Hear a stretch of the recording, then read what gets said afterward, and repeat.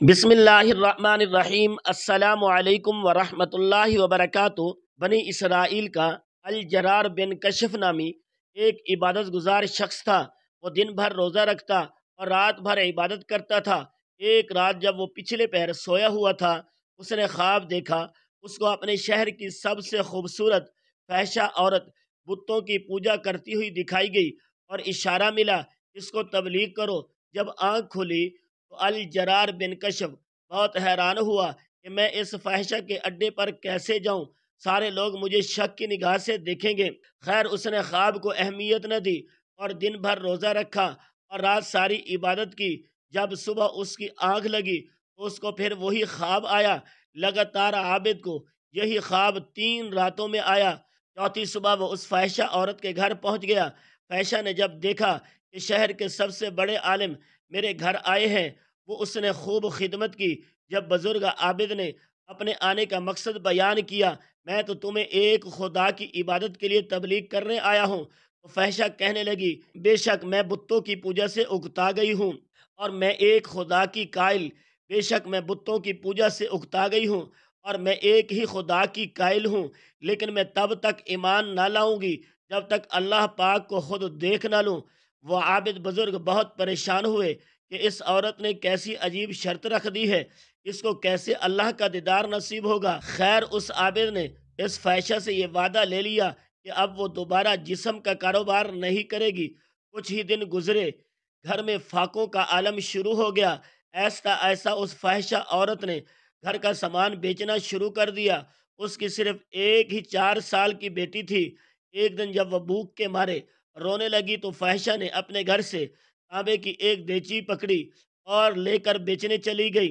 وہ جانتی تھی کہ اس دیگچی کی قیمت 2 سکوں سے زیادہ نہیں ہے۔ بازار میں وہ جس سے بھی تانبے ساز کے پاس وہ دیگچی لے جاتی تو ہر تانبا ساز اس دیگچی کی بجائے اس کے جسم بدن کی قیمت لگاتا اور اس کو گناہ کی دعوت دیتا۔ جب وہ کسی کو دیگچی دکھاتی، اکثر تانبا ساز تو اس کا ہاتھ ہی پکڑ لیتے۔ وہ بار بار لوگوں کو بتاتی کہ میں نے توبہ کر لی ہے، اب میں توبہ کر چکی ہوں، اب یہ کام نہیں کروں گی۔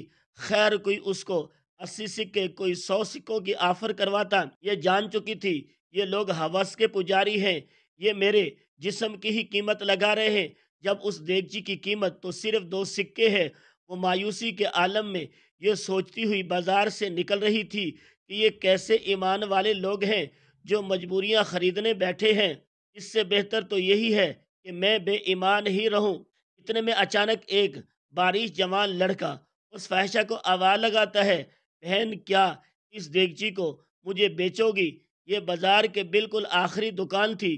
فاحشہ عورت نے دیگچی اس کی میز پر رکھ دی۔ اس باریش لڑکے نے دیگچی کو الٹ پلٹ کر دیکھا اور بنا فاحشہ کے چہرے پر نظر ڈالے 2 سکے میز پر رکھ دیے۔ اس عورت نے اس کے سکے اٹھائے اور گھر گئی۔ اس لڑکے کے روپیوں سے بہت متاثر ہوئی کہ چلو کوئی تو ملا جس نے میری شکل و صورت کے نہیں، بالکل دیگچی کی ہی پیسے دے دیے۔ اگلے دن اس فحشہ عورت نے پھٹا پرانا برقع پہنا اور نقاب کر کے اسی طرح ایک دیگچی پکڑی اور دوبارہ اسی تانبے کے بازار میں پہنچ گئی۔ اس نے اپنی حالت ایسی بنائی کہ دیکھنے والوں کو لگے کہ یہ ایک غریب بڑھیا ہے۔ وہ سب تاجروں کے پاس گئی۔ وہ جس تانبا ساز کو اپنی دیگچی دکھاتی، وہ اسے تول کر کہتا 2 سکے ملیں گے۔ وہ عورت کہتی، ہر کوئی تانبا ساز اسے 2 سکوں سے زیادہ دینے کو تیار نہ تھا۔ وہ بہت حیران ہوئی کہ یہی لوگ کل اسے دیگچی کو 80 سے 100 سکوں میں خریدنے کے لیے تیار تھے، اور آج جب میں کہہ رہی ہوں میں ایک غریب ہوں اور میری بیٹی بیمار ہے تو کوئی بھی مجھے اس دیگچی کے بدلے میں 6 سکے دینے کو تیار نہیں۔ اس کے مطلب یہ لوگ اللہ کے پجاری تو نہیں ہے، یہ تو حواس پرست، وہ پاری خوبصورت جسموں کے پجاری ہیں۔ خیر، آخر میں اسی بارش خوبصورت لڑکے کی دکان پر پہنچی جس نے کل اسی طرح کی دیگچی 2 سکوں میں خریدی تھی۔ وہ نوجوان اپنے کام میں مصروف تھا۔ غریب بڑھیا کے بحث میں اس فحشہ عورت نے کہا، میں یہ برتن بیچنے کے لیے لائی ہوں اور میں اسے 6 سکوں میں بیچوں گی، کیا آپ کچھ دے سکتے ہیں؟ تانبا ساز نے پوچھا، کچھ سکوں میں کیوں؟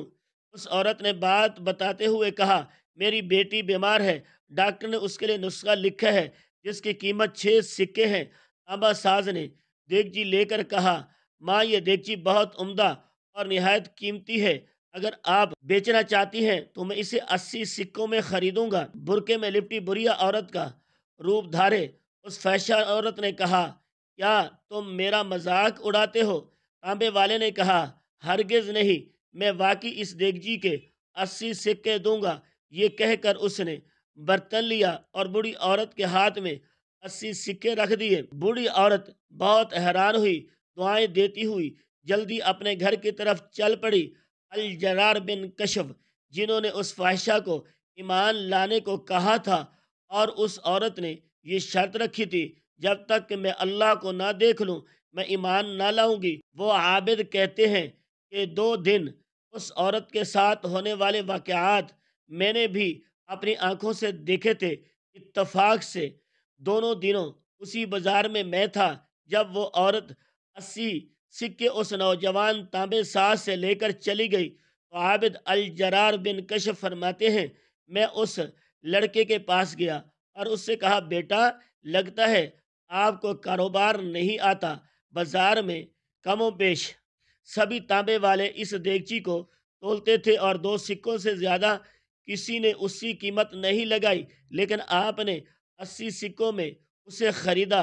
وہ لڑکا نہایت ادب سے بولا، میں نے برتن نہیں خریدا، میں نے اس کی بچی کا نسخہ خریدنے کے لیے اور 1 مہینہ تک اس بچی کی دیکھ بھال کے لیے پیسے دیے ہیں۔ میں نے اسے اس لیے یہ قیمت دی ہے کہ گھر کا باقی سامان بیچنے کی نوبت نہ آئے۔ عابد کہتا ہے، میں سوچ میں پڑ گیا۔ فتح الباری کی حدیث قدسی جس کو امام بخاری اور امام احمد بن حنبل نے بھی روایت کیا ہے، اللہ پاک فرماتے ہیں، جس نے میرے لیے ولی کو تکلیف دی، میرا اس کے خلاف اعلان جنگ ہے، اور میرا بندہ کسی چیز کے ساتھ میرا تقرب حاصل کرنے کی کوشش کرتا ہے تو مجھے وہ اس سے بھی زیادہ پسند ہے جو میں نے اس پر فرض کیا ہے۔ میرا بندہ جب نوافل کے ساتھ میرا قرب حاصل کرتا ہے تو میں اس سے محبت کرنے لگتا ہوں، اور جب میں اس سے محبت کرنے لگوں تو اس کا کان بن جاتا ہوں جس سے وہ سنتا ہے، اور میں اس کی آنکھ بن جاتا ہوں جس سے وہ دیکھتا ہے، اور اس کا ہاتھ بن جاتا ہوں جس سے وہ پکڑتا ہے، اس کا قدم بن جاتا ہوں جس سے وہ چلتا ہے، اور جب مجھ سے مانگتا ہے تو میں اسے دیتا ہوں، اور جب بخشش طلب کرتا ہے تو میں اسے بخش دیتا ہوں، اور جب میری پناہ میں آنا چاہتا ہے تو میں اسے پناہ دیتا ہوں۔ دوستو، اپنے آس پاس نظر رکھیے، غریبوں کی مدد میں بوڑھوں کا سہارا بنے، اور خاص کر بیوہ عورتوں اور یتیم لڑکیوں کی دل کھول کر مالی امداد کیا کریں۔ وہ کہیں جسم بیچنے جیسے مکروہ کاموں میں نہ گھس جائیں۔ بے شک مجبوری ہی انسان کو برائی کی طرف لے جاتی ہے۔ آئیے آج سے عہد کرتے ہیں، ہم صدقہ اور خیرات کو اپنی زندگی کا ایک خاص مقصد بنا لیں گے۔ اے اللہ پاک، اس ویڈیو کے تمام سننے والوں کے گناہ معاف فرما دے، اور بروز قیامت ہمارے حساب میں نرمی فرما۔ اے اللہ پاک، ہماری زندگی کو ہر قسم کے حسد اور شر سے پاک فرما دے، اور تمام ضرورت مندوں کی ضرورتیں پوری فرما دے۔ کمنٹ میں سیکشن میں آمین لکھنا مت بھولیے گا۔